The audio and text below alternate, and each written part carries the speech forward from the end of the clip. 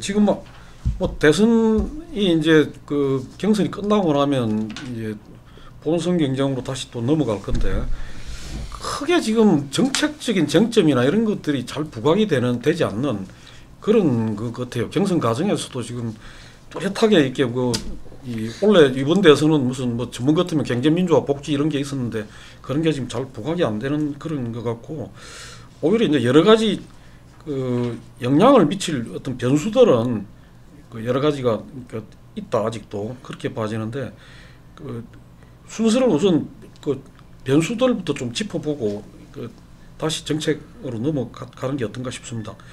지금 박근혜 전 대통령에 대한 검찰 수사가 진행 중이고 이 영장 청구 여부가 지금 이제 초미의 관심사가 되고 있는데 우선 이 대목 좀 이야기를 해보죠.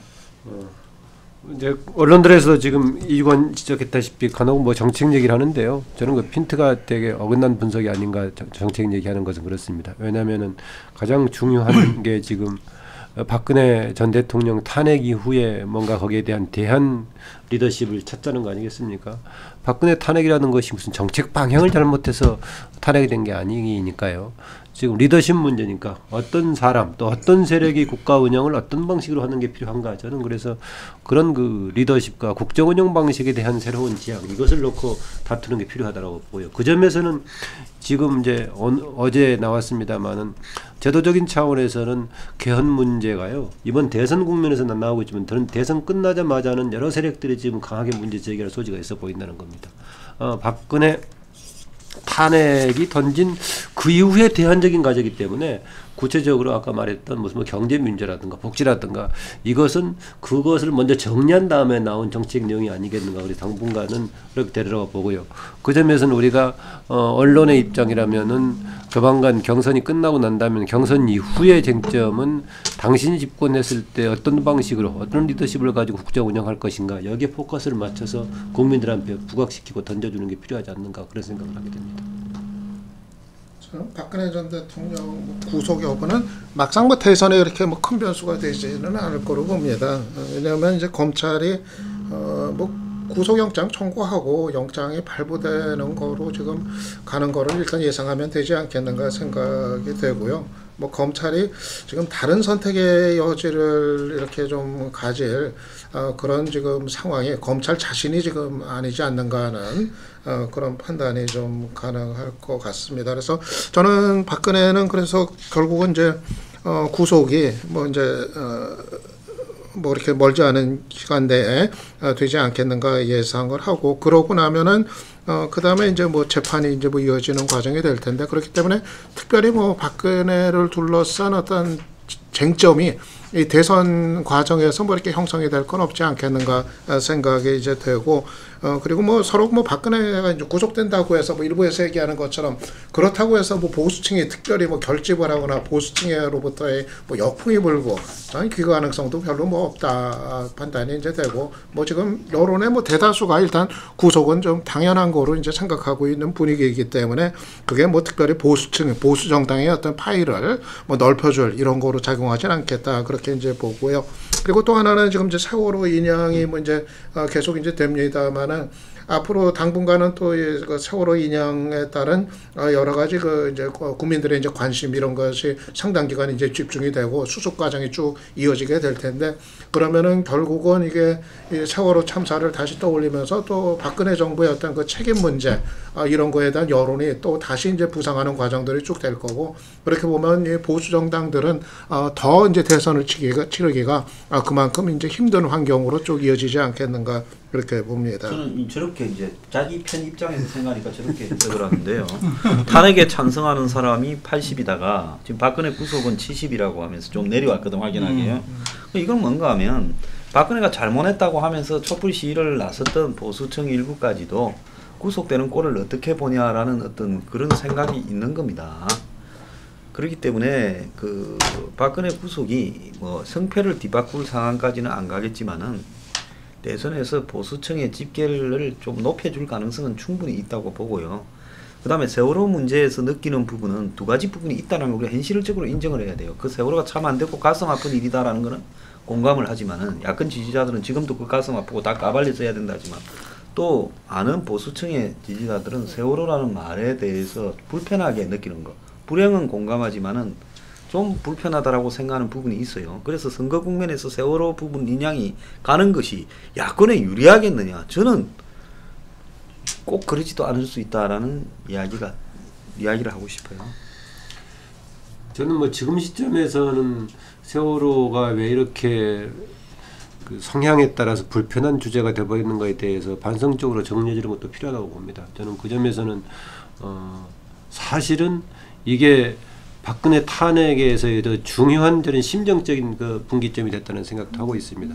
아시겠지만 헌재 결정문에서도 두 군데서나 이 문제를 건드리면서도 탄핵의 사유는 못 된다고 하면서도 건드렸을 정도로 중요한 사안이 됐었고 보충견에서 쟁점이 되고 있었는데요. 이게 저는 세월호를 정파적인 문제로 전환시키는 박근혜 대통령 리더십이 결국은 나중에 탄핵 정국에 오게 되지 않았었나 굉장히 아쉽습니다. 초기에 누굽니까 윤창중 등 임명을 계기로 후보 때 국민들에게 던졌던 메시지하고는 완전히 다른 방향으로 가는 것이 시작부터 그러긴 했었지만은 그럼에도 불구하고 중간에 터졌던 바로 1년 뒤에 벌어졌던 2014년의 4월 16일 세월호 참사에 대해서 박근혜 대통령 당시 대통령 스스로 그 중심에 서는 쪽이었다면 이전의 과오도 없애면서 뭔가 새로운 역할을 할 수 있었을 것인데 똑같이 이것을 정파적인 문제로 전환시켰고 그 정파적인 대결이 가는 가운데 여소야대 국면이 등장하고 본인의 농단이 불거지기 시작하면서 결국 탄핵이 갔지 않나는 생각에서 이것은 그 선거의 유불리를 떠나서 정리되는 시점에서는 조금 뭔가 여론을 언론 관련 쪽에서 얘기하는 분들은 좀 그런 진단도 해줄 필요가 있지 않는가. 왜 이런 것까지도 우리가 정파적인 문제로 전환되어 버리는가에 대한 좀 문제는 던져줄 필요가 있다는 생각입니다.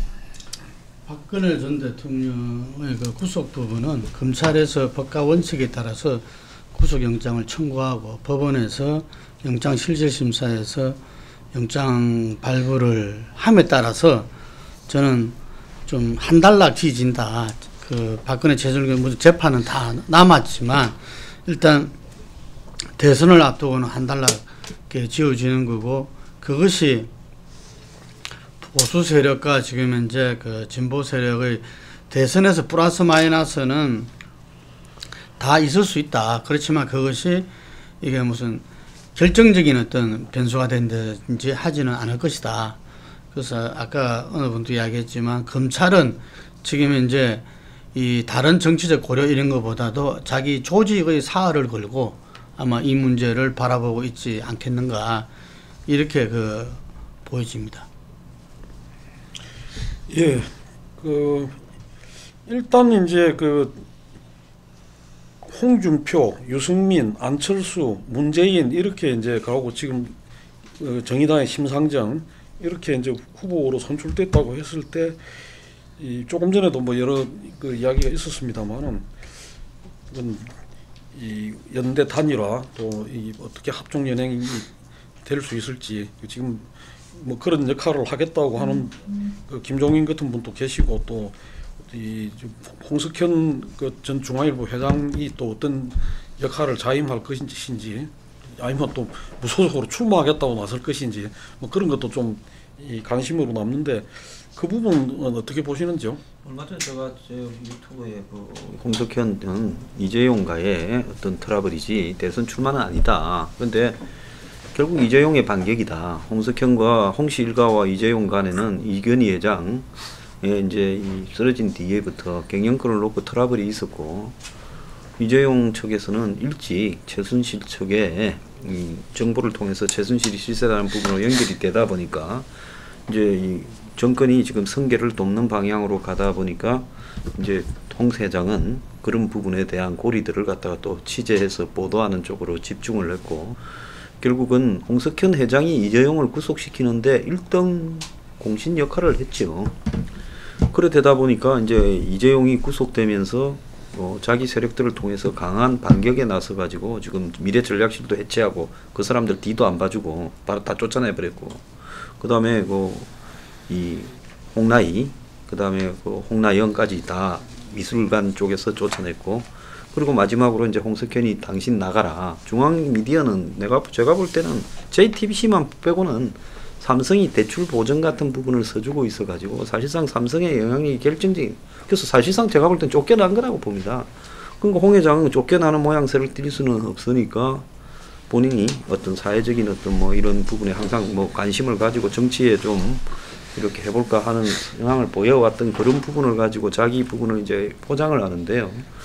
결국은 그런 상황에서 뭐 홍 회장이 지금 이번 대선에 뭐라고 영향력을 더 미칠 부분은 없다. 문재인 측으로서야 뭐 홍을 잡거나 안 잡거나 별 지금 덕볼 일도 없고, 그 다음에 이건희 회장이야 어떤 형태로든 곧 탄생할 정권에서 유력한 사람하고 끈을 또 잡으려고 할 거고, 옛날에도 뭐 라인들이 있었고, 그러면 홍 그렇다고 또 비문 진영에서 홍을 바라봤을 때 그 박근혜를 파면시킨 사람을 뭐 보수 쪽에서야 홍을 바람직하지 않다고 생각해요. 그래서 홍 회장은 이번 대선에서는 킹이든 킹메이커든 낄 여지가 별로 없다 봅니다. 다만 이제 뭐 김종인 뭐 전 대표 같은 경우에는 뭐 한 4월 초에 한 열흘간 안팎으로 지금 비문 연대를 한번 시도를 해 보겠죠. 뭐 한때는 본인이 나가볼까도 했지만 이제 그런 생각도 좀 접은 것 같고, 그런 어떤 부분에서 시도가 되다가 이제 아까 말한 대로 안철수 의원이 가장 장애가 될 거다라고 보고 있기 때문에 2007년도 양상이 될 가능성도 매우 높다고 봅니다. 2007년도에 보면 거의 보수 진영, 진보 진영이라고 하는 데서 질이 멸렬해진 상황에서 이명박이 이 보수 분열, 이해창의 출마에도 불구하고 절반에 가까운 득표를 했고, 문국현과 정동영 간에도 단일화를 못하고, 그 다음에 누굽니까? 권영길도 그냥 끝까지 가버렸잖아요. 후보가 난립했죠. 그래서 보수 쪽도 그냥 이번에 이렇게 가다 보면 그렇게 갈 수가 있다. 다만 이제 뭐 안을 통해 가지고 정리를 보수가 안을 밀어준다 그러면 뭐 개헌이나 그 다음에 연정 이런 형태로 갈 수가 있을 건데, 그것도 또 순순히 그렇게 합의를 볼 수 있을 것인가, 보수 쪽의 여러 가지 상황으로 봐서요. 그것도 별로 쉽지 않다. 그래서 제가 볼 때는 뭐 비문연대가 현재로서는 이렇게 연정까지에 있어서 확고한 신의를 동반해서 연결되기에는 또 박지원 대표 자체의 존재도 약간은 걸림돌이에요. 왜냐하면 안보관이나 이런 부분에서 또 안철수야 약간 우클릭을 했지만 박지원 원내대표는 또 그러지는 않잖아요. 그래서 이 시간은 짧은데 굉장히 많은 함수를 풀어야 되기 때문에 쉽지 않은 측면이 있다 이러고.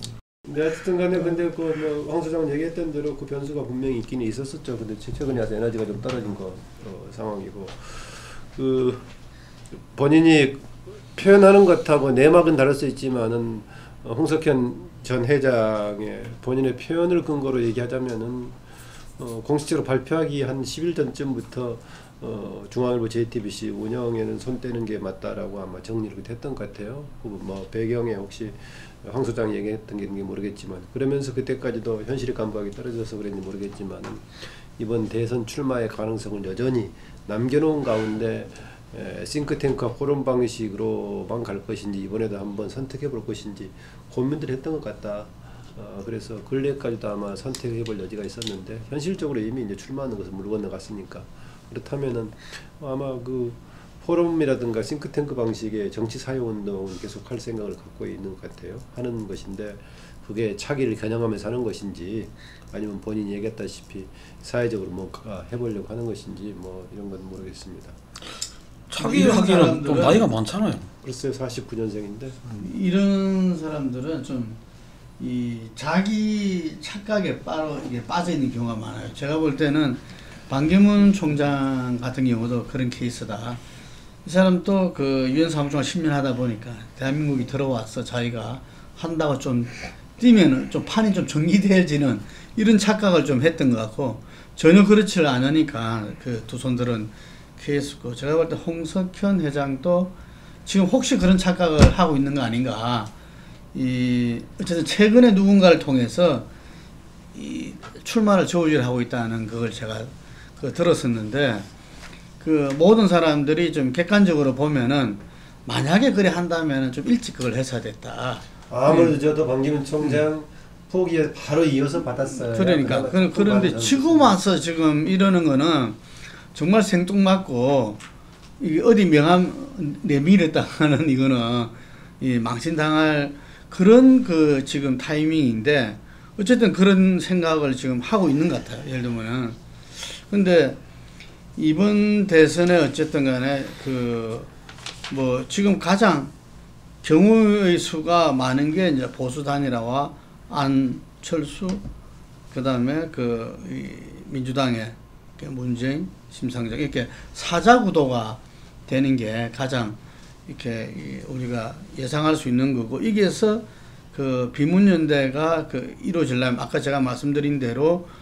이 뭐 김종인, 정운찬 이런 사람들이 자기가 된다기보다는 어쨌든 힘을 다 불어 넣어 가지고 이것이 그 1대1 구도, 지금 1대1 구도로 하더라도 문재인 후보가 압도적으로 그 앞서거든요. 근데 이게 이제 뭐 이렇게 됐을 때 후보가 선출되고 나서 사람들이 이제 대선을 실체적으로 이제 느끼면서 이 여론조사에 이제 응하게 될 때 제가 볼 때는 뭐 이 한 자릿수까지는 안 가더라도 10% 내외가 된다면은 상황이 바뀔 수 있다.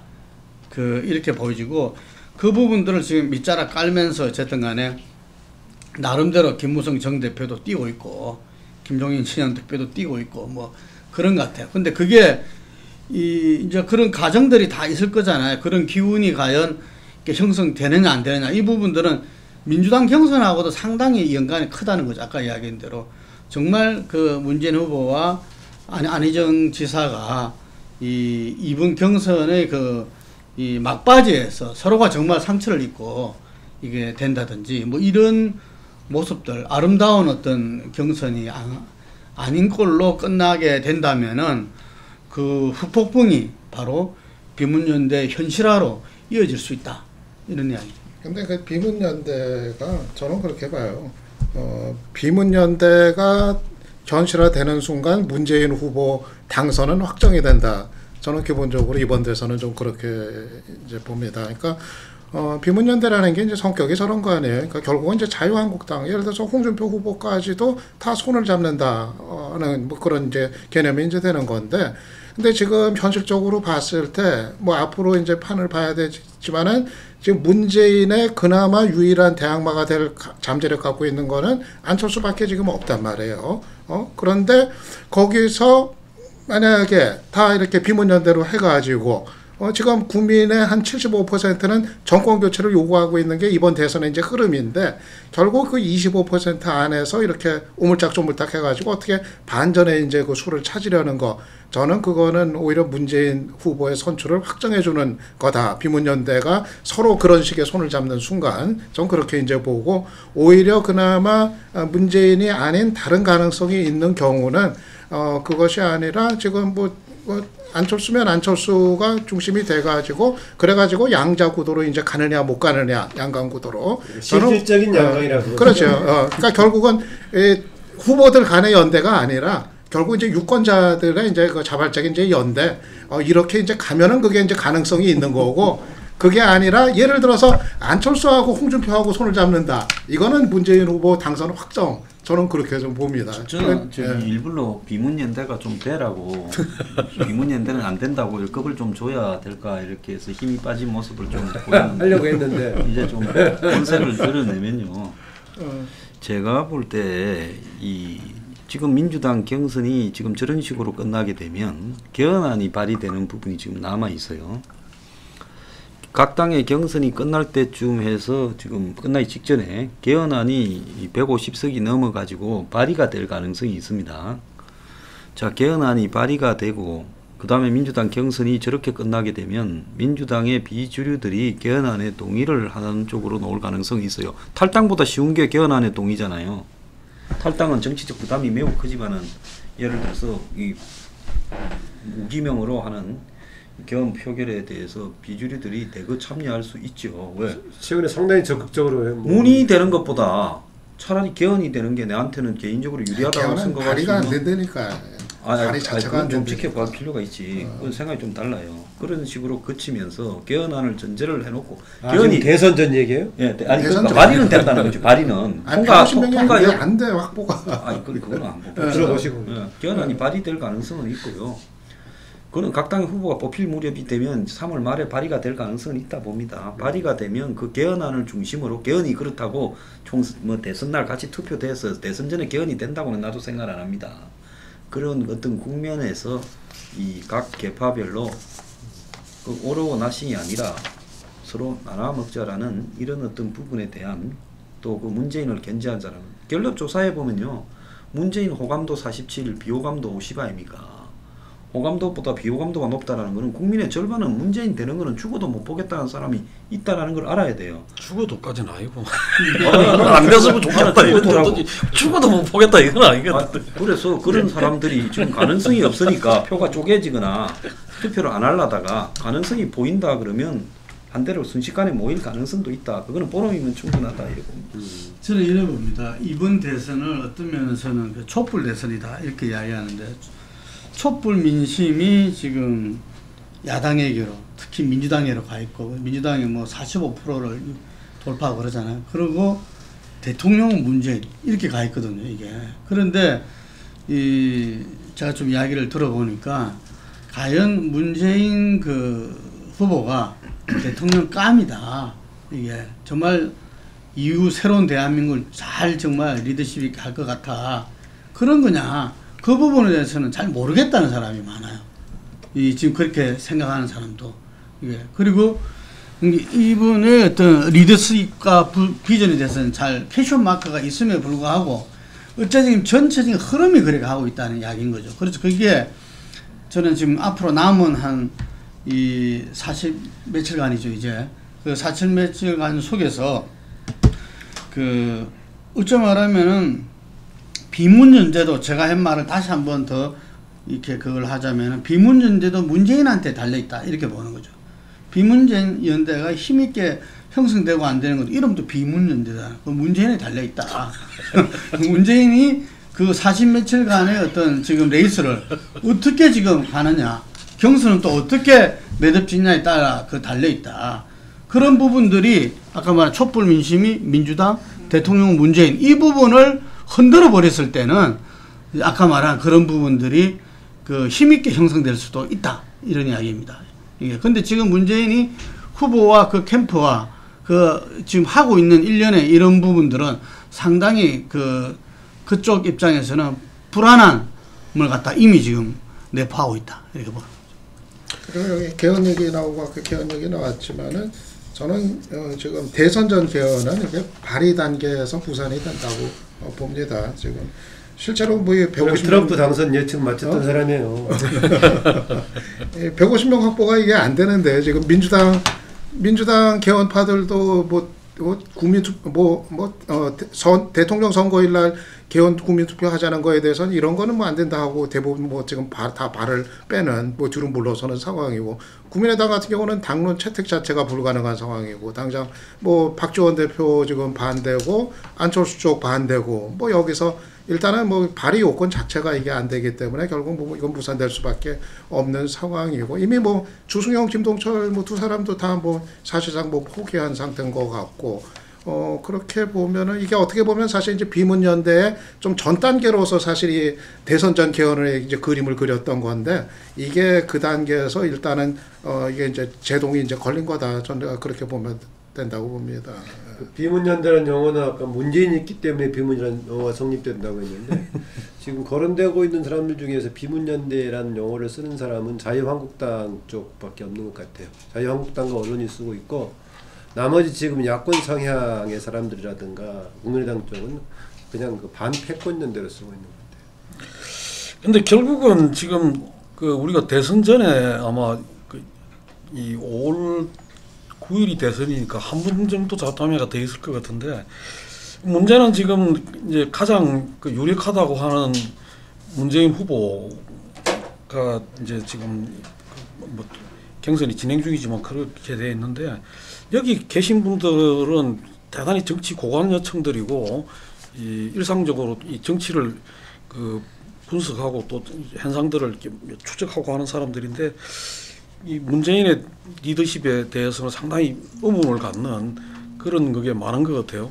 그러니까 지금 문제는 이제 앞으로 우리가 이 정권이 대통령 선거 끝나고 나서 이제 차기 정부가 감당해야 될 국가적인 상황이나 위기 이런 게 대단히 녹록찮다고 보는데 이 차기 그 리더십으로 될 가능성이 높은 분이 상당히 좀 믿음지 않다 내지는 문제가 많다 이렇게 보는 그 분석들이 많은 것 같은데 왜들 그렇게 보시는지 그걸 좀 한번 이야기를 좀 짚어보고 그다음 이야기로 갔으면 좋을 것 같은데. 문재인 후보에 대해서만요? 예, 예. 그럼 또 뭐라 갑자기 부담스러워지. 지지자분. 그럼 돌아. 저 같은 경우 아무 부담이 없이 이야기할 수 있는 진행자는 뭐 같아요? 비판적 지지.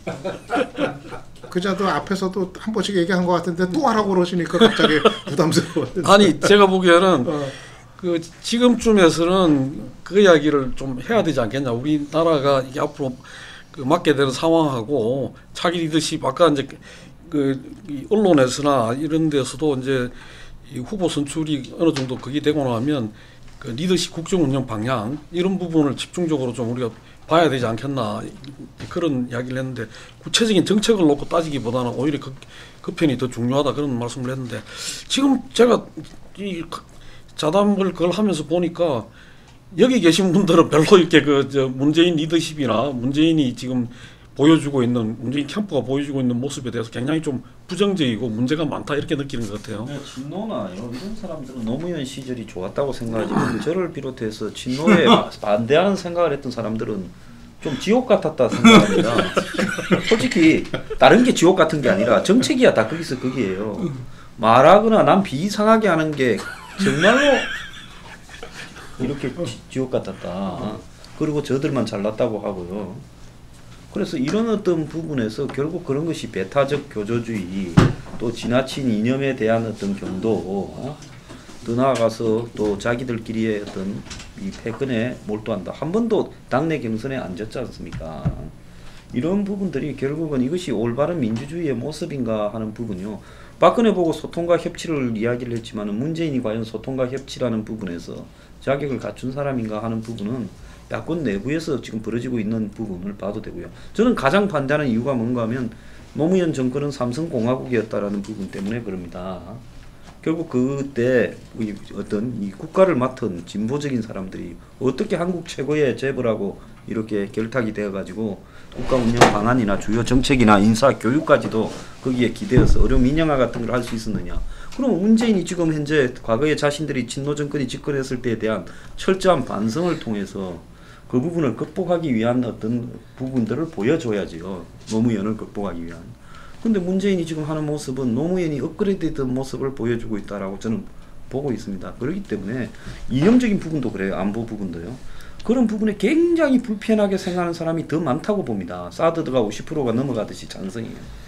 그런데 그런 부분들을 가지고 굳이 정책으로까지 해서 개성공단 같은 경우에는 당장 개성공단을 2천만 평으로 확대하면 100만 평일 때도 2억 불씩 갔는데 월 그런 부분에서 지금 어떻게 뒷감당하겠습니까? 미국이 지금 전면적인 제재에 들어갔다고 법안까지 발의돼 있는데 그럼 이런 부분을 어떻게 하겠다라든지 말이 있어야지 그냥 외교적 능력으로 풀겠다라는 이런 식으로만 이야기를 하고 있어요. 그래서 이런 어떤 저는 딱 두 가지와 하나는 행태들 그러니까 하나는 이 특정 재벌과의 유착 두 번째는 안보 문제 세 번째는 그 행태들 패권을 장악해가는 행태들 그리고 배타적인 행태 남에 대해서 비판하면서 자기들은 반성하지 않는 거 그거는 박원순 시장이 뭐 사퇴하기 전에 노무현 정권 시즌2라고 하지 않았습니까? 문재인에 대해서. 그리고 지금 이재명이 삼성하고의 문제나 재벌 문제를 신재벌이었다고 이야기하고 안철수도 노무현 정권이 삼성하고의 관계가 어땠는지 이야기를 하고 있지 않습니까? 이런 어떤 부분들이 야권에서도 광범위하게 나옴에도 불구하고 이런 부분에 대한 반성이나 비판을 하나도 안 한다. 마이크 패권 잡지 마시고. 그래서 저는 절대로 안 된다 이런 생각을. 아니 저는 글쎄 이번 대선은 저는 결과는 이제 끝까지 가봐야 한다는 생각을 갖고 있기 때문에 이제 유독 뭐 문재인 후보만 얘기하는 게 조금 그렇기는 이제 한데. 아 그러니까 지금 이주관이 기정사실화 시키려고. 글쎄. 그렇긴 한데.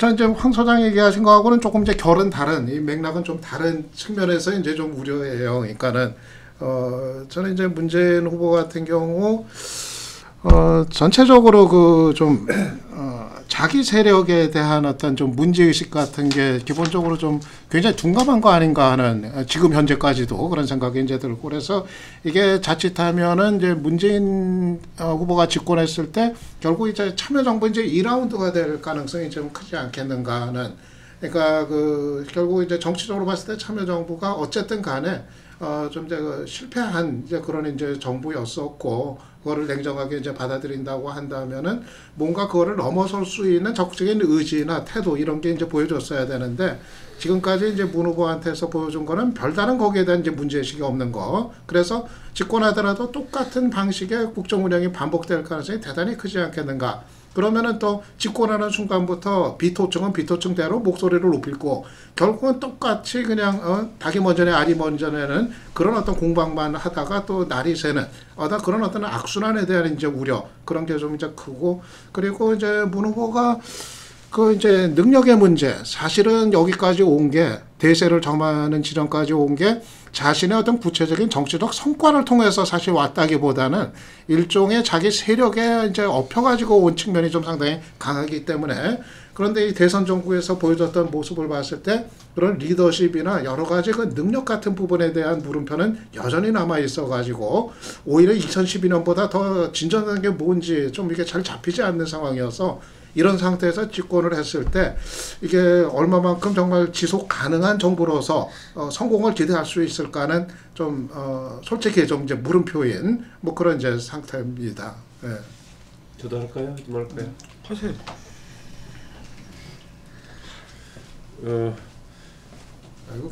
참여정부 뭐 2라운드 뭐 참여정부 버전 2 뭐 이렇게 얘기를 하고 있는데 문재인 대표 거기에 대한 성찰이 필요하다라고 지적을 하고 있어요. 그런데 문재인 후보는 실패했다고 생각하지 않은 것 같아요. 실패하지 않았었다. 대통령제도 바꿀 필요가 없다. 그 대통령제에서도 노무현은 성공했지 않느냐 얘기하고 있고 실패라고 규정하는 것도 잘못된 사람들이 잘못된 프레임으로 얘기하는 것이다 하고 있기 때문에 반성할 거리가 없다고 생각하고 있는 것 같아요. 그러나 객관적으로 국민의 입장에서 봤을 때는 뭐 지금 같은 탄핵과 같은 사태가 안 났어도 10% 미만으로 지지가 나올 때가 있었으니까 그러면 심각했다는 거 보죠. 경제 환경으로서는 부동산 계속 폭등이라는 경제 환경도 있었지만 근본적으로는 리더십 자체에 대한 뭔가 국민 불신 아니었어요. 바로 4.15 총선을 통해서 152석을 얻었지만 7월달 3개월도 채 못 돼가지고 바로 지지율이 2당으로 밀려날 정도에 됐으면 얼마나 심각했었나라는 걸 지적해야 되는데 그런데 여기에 대한 인식이 전혀 없다는 거죠. 그래서 아까 유 박사 지적한 대로 버전 2인데 버전 2면 좋아야 되느냐. 개인적인 역량으로 보자면 노무현의 10분의 1도 안 됐죠. 제가 보고 내가 10분의 1은 좀 그렇지만 노무현보다 훨씬 못하죠. 그럼 개인적인 역량은 노무현보다 못하고 상황에 대한 인식은 마찬가지로 하면 더 안 좋을 수 있다는 것이죠. 걱정합니다. 보다 직접적으로는 박근혜에 대한 인지로 반면 교사를 삼아야 한다는 입장에서 봤을 때 최순실 얘기를 하면서 박근혜에 대해서 뭔가 국정에 대한 중심적인 입장이 분명하고 자기중심이 없었기 때문에 뭐 이야기하지 않냐는 것인데 저는 문재인 후보에 대한 걱정이 국가 운영에 대한 자기중심이 바로 정리가 안 되어 있는 것 같다라고 생각이 듭니다. 그것은 또 상황에 대한 정무적인 감각도 굉장히 떨어지죠. 중요 국면 때마다 계속 반복했습니다. 아다시피 지금 박근혜 정부의 대표적인 NLL 대화록 문제 누가 터뜨렸습니까? 악화시켰습니까? 그 얘기 있었고 또 하나 다른 예입니다만 성완종 문건 터졌을 때 노무현 전 대통령 돌아가시고 없다면 당시 상황에 대한 최고의 책임 있게 말해줄 사람은 누굽니까? 문재인 실장 아니에요.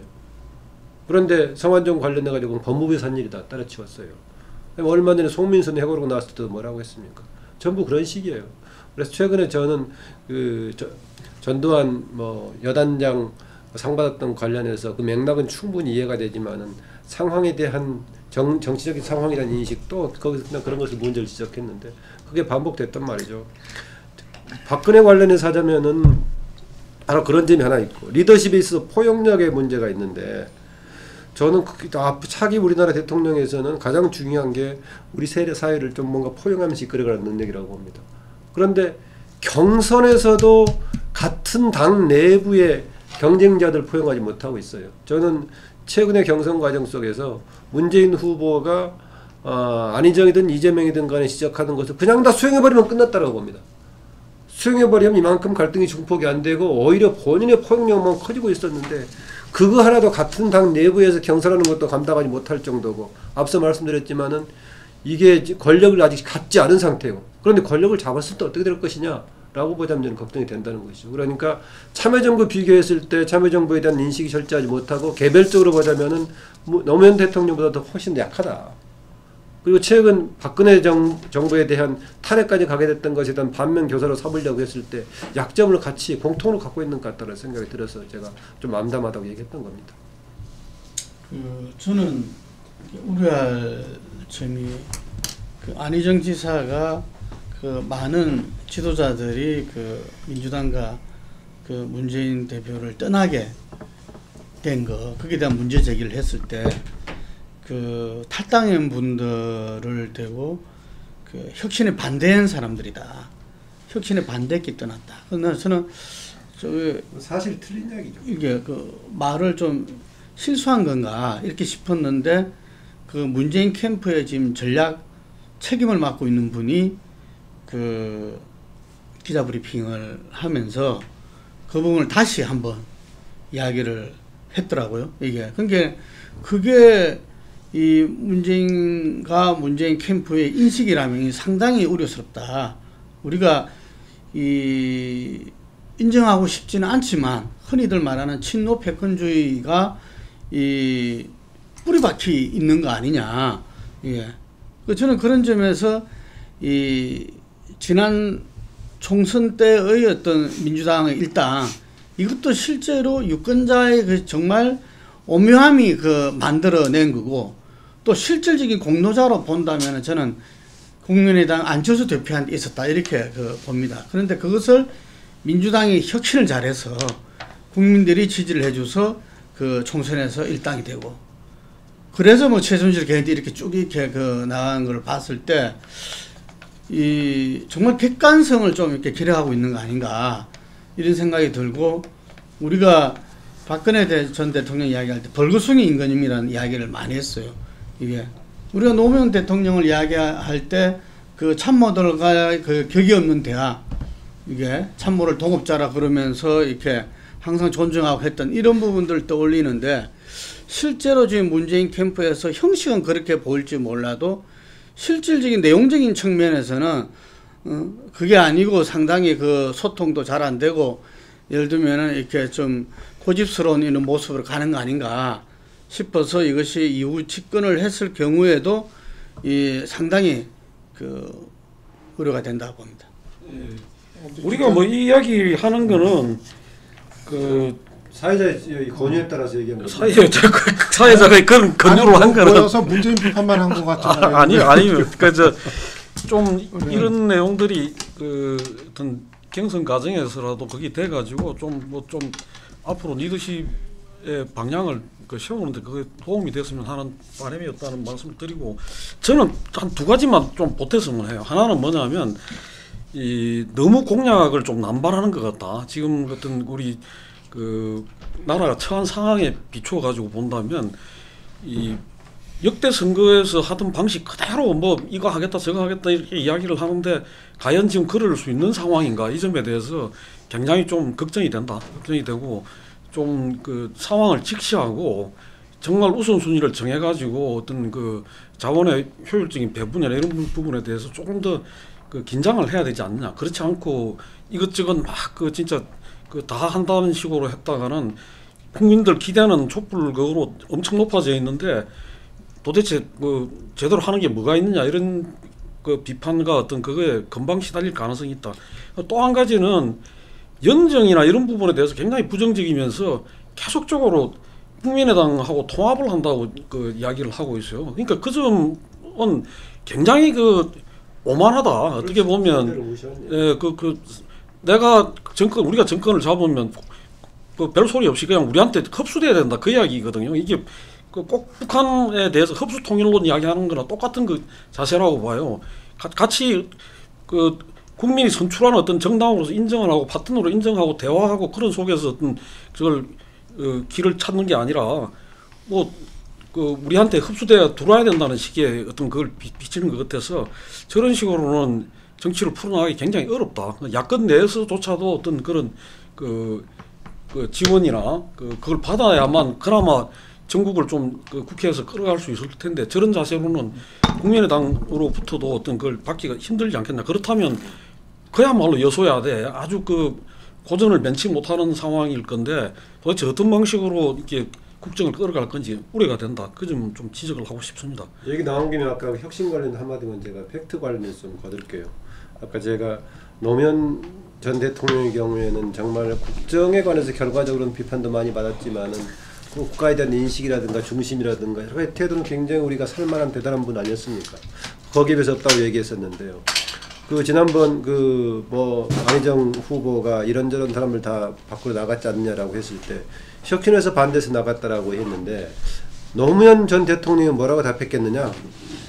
그 재보궐선 패배의 결과를 두고 나한테 책임지라고 그만두라고 하는데 그건 과했다. 나는 그만둘 수 있는 입장이 아니었다. 이렇게 답해주는 게 답이지. 그리고 혁신은 나중에 그 사람들 나가려고 하니까 또 나가니까 그거 무마책으로 혁신을 했던 거 아닙니까? 혁신에 관한 논쟁이 붙어가지고 나왔던 거 아니고 그래서 그것도 사실하고 다른데 그런 등등을 계속 그렇게 주장하고 있어가지고 신뢰감도 떨어지고 그랬습니다. 예, 지금 상당히 그 미국 트럼프 행정부의 어떤 대북 정책 이 부분이 좀 그 어떤 쪽으로든 이렇게 그 변화의 조짐이 보이고 또 이 미국하고 중국하고 북한하고의 물밑 어떤 그런 대화라든가 이런 것도 상당히 좀 그 진행이 되는 것 같습니다. 근데 그 불행히도 지금 한국 정부가 상당히 좀 이래 좀 그 왕따가 돼 있는 그런 상황이 아닌가 싶은 우려가 되고 그런 속에서 또 한편으로 사드는 그거에 영향을 받겠습니다만은 이 겉으로 보면 막 이게 그 빨리빨리 진행을 할 듯이 이렇게 비치는데 이런 상황을 어떻게 봐야 되는지 또 한교안 대행 체제로 지금 가고 있는데 앞으로 대선 관리나 이런 부분에 있어서 다른 문제는 없겠는지 그러니까 좀 4월 정국과 관련해서 좀 짚어보고 그 마무리를 짓도록 하겠습니다. 미국이 차기에 한국의 정권 교체가 된다고 보고 문재인 후보가 됐을 경우에 어떻게 해야 되는가 하는 부분을 면밀하게 분석한 다음에 지금 입장을 정하고 있다고 해요. 틸러슨 국무가 왔을 때 밥을 안 먹은 거는 여기가 무슨 뭐 임시 지도부라서 안 먹은 게 아니라 다음에 들어서는 정부하고도 안 먹겠다라는 부분 때문에 이렇게 구실을 안 주기 위해서 그러고 기자회견도 이 미팅 전에 먼저 해버리고 간 거라고 그렇게 난 알고 있는데 결국은 그 미국은 지금 이 문재인이 들어섰을 때 어떻게 할 것인가에 대해서 지금 시뮬레이션을 만들고 있다고 보고 그 전에 오늘 보면 이 미국 의회에서 이제 이 대북 제재 법안을 갖다가 상정해서 오일이라든지 노동자 송출 그 다음에 무슨 식량 또 중국하고의 북한과의 거래 기업 등에 대해서 광범위하게 이야기하는데 만약에 이제 한국에서 다시 개성공단을 연다면 미국은 한국도 세컨더리 보이콧을 똑같이 적용하겠다라는 부분이 들어있고요. 그래서 미국의 입장은 지금 사드도 갖다 놓고 한국 정부에서 반대를 하게 되면 그 다음에 취할 행보에 대해서 대충 방안을 정해놨다고 봐요. 그래서 초반에 집권하고 한 3, 4개월 동안 파국적인 상황에 갈 수 있다고 보고 미국은 절대로 북한을 직접적인 뭐 선제 타격을 안 할 거라 봅니다. 그러면 미국은 어떻게 하느냐. 한국 정부가 제재에 동참을 하고 같이 간다면 북한을 압박하는 쪽으로 극단적인 상황까지 압박하는 쪽으로 가겠지만은 만약에 그러지 않는다면 전술핵을 배치를 실제로 한국에 하겠다라고 통보할 수 있을 거라.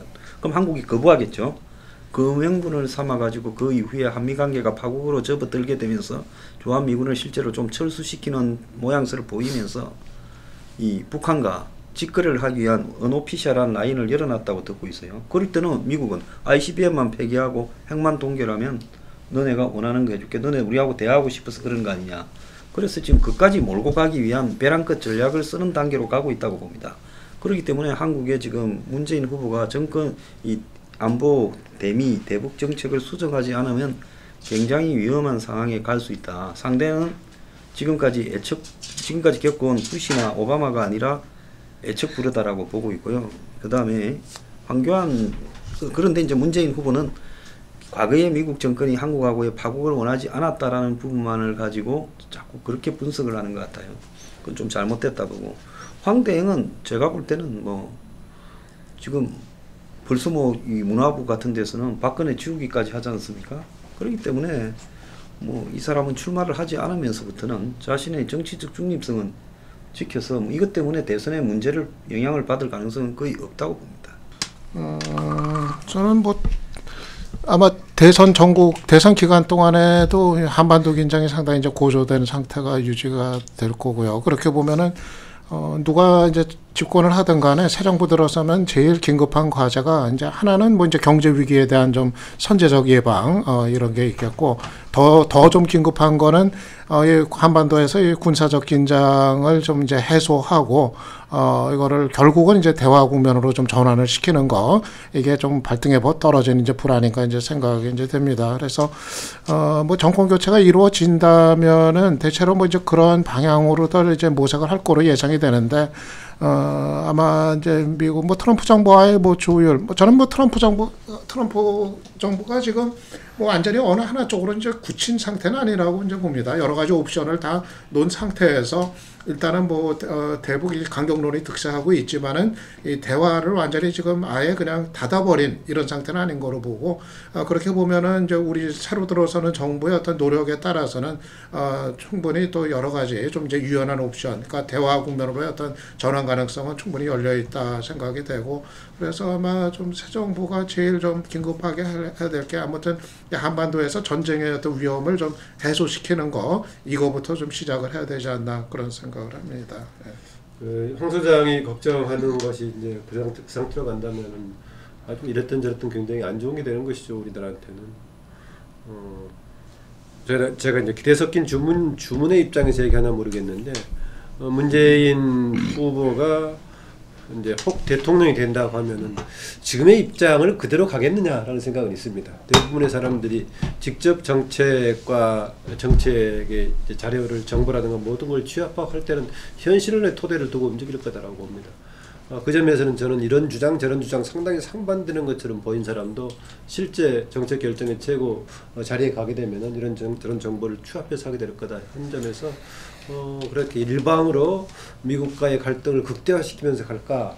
그건 조금 뭐 현실적으로 조율할 가능성이 있다고 보고요. 그걸 전제로 했을 때 저는 전에도 얘기했었지만 트럼프가 오히려 한반도 상황에 대해서는 결과적으로 긍정적인 기여를 할 수도 있다. 이명박 시기부터 지금까지 계속 지금 한 9년 동안 이렇게 답보 상태에 돼 있는 이 국면은 어느 방향이든가 좀 타파해줄 좀 계기도 만들 수 있지 않겠는가. 그 타파가 극단적인 무슨 뭐 포를 쏜다거나 준 정치 상태로 가버린다 복잡하겠지만 거기까지는 가지 않을 테니까 어쨌든 간에 뭔가 현상 타파라는 측면에서는 좀 도움이 되는 계기도 만들 수 있지 않을까라고 보고요. 다만 뭐 작은 마이너한 문제인지 모르겠습니다만 거기에 따라서 중국의 한국의 경제 관련 제재를 언제쯤까지 하고 국면을 전환시킬지 좀 여기 좀 궁금합니다.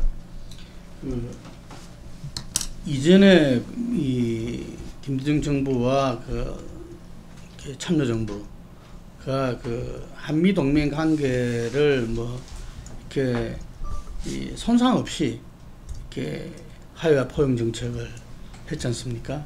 그래서 기본적으로는 그런 그 컨셉 속에서 아마 그 지금 야당이 집권하게 된다면은 그 할 것이라고 이렇게 좀 예상하고요. 그 가운데서 많은 그 전문가들 그 당시에 이 미국과 그리고 북한과 대화를 하고 협상을 해왔던 지금 많은 사람들이 지금 존재하고 있다. 그래서 그분들이 아마 상당히 그 기본부터 시작해서 새롭게 이 미국과 중국과 북한과 이렇게 대화를 해 나가고 실제적으로 현재 이 제재 일변도에서 뭔가 그 변화는 결국은 이 남북 간에 뭔가 물꼬가 터지는 것이 가장 우리에게 국익에 도움이 되는 거기 때문에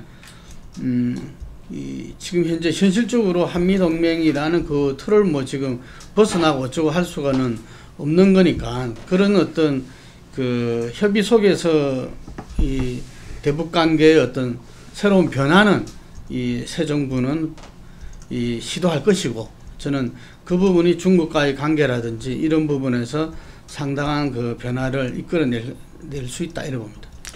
예, 지금 3월달에 그 지금 뭐 그 독수리 훈련 또 키비주얼로 훈련이 지금 막바지로 왔는데 걱정했던 것보다 뭐 그 미 항모가 핵항모가 들어오고 했습니다만은 북한이 사실 오늘 어젠가 그 미사일 또 실험을 했다고 실패를 했다고 그러죠. 근데 그 이상의 어떤 긴장으로는 가지 않고 마무리가 일단 3월 훈련은 돼 가고 있는 게 아닌가 봐집니다. 그러고 나면 이제 북한에서도 남한 대선이 어떻게 되는지 관심을 갖고 볼 거고 미국도 그 한국의 차기 정부가 어떤 성격의 정부가 들어서는지 지금 주목을 하고 있다고 봅니다. 그만큼이나 지금 대선 경선 과정에서도 이 지금 한반도 상황에 대해서 각 후보들이 이 나름대로 정리된 어떤 그런 그 입장들이 나와야 될 거고 또 그게 바로 이 누가 됐든 취임을 하면서 바로 적용에 들어가야 될 건데 그런 상황에서 어떤 지금 막혀 있고 또 여러 가지로 꼬여 있는 외교 관계 또 막혀 있는 남북 관계 이런 것들이 좀 변화의 어떤 그런 걸 할 수 있는 그런 계기가 마련되기를 바랍니다. 오늘 자담회는 여기까지 하겠습니다. 네, 고맙습니다. 예.